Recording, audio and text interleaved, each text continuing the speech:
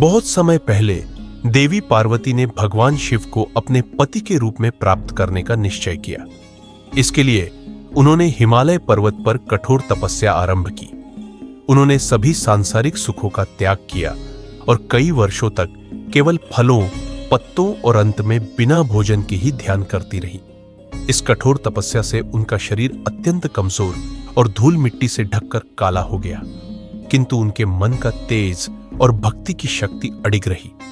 आखिरकार उनकी अटूट साधना से प्रसन्न होकर भगवान शिव प्रकट हुए और उन्हें अपनी पत्नी के रूप में स्वीकार किया। शिवजी ने अपनी दिव्य शक्ति से गंगा जल से पार्वती जी का स्नान कराया।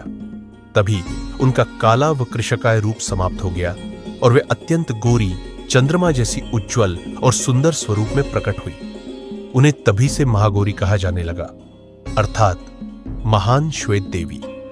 मां महागौरी का स्वरूप अत्यंत दिव्य है। वे सफेद वस्त्र धारण करती हैं और सफेद वृषभ पर विराजमान रहती है। उनके 4 हाथ हैं, एक हाथ में त्रिशूल, दूसरे में डमरू और शेष 2 हाथों से वे अपने भक्तों को आशीर्वाद और अभय प्रदान करती है। उनका स्वरूप शांत, करुणामयी और मातृत्व से भरा हुआ है। मां महागौरी की उपासना करने से सभी पाप नष्ट होते हैं और आत्मा शुद्ध हो जाती है। वे अपने भक्तों को शांति, सुख, समृद्धि और सौभाग्य का वरदान देती है। मां महागौरी भक्ति, धैर्य और पवित्रता की विजय की प्रतीक है। नवरात्रि के 8वें दिन उनकी पूजा करने से जीवन की सभी बाधाएं दूर हो जाती है और जीवन आनंदमय हो उठता है।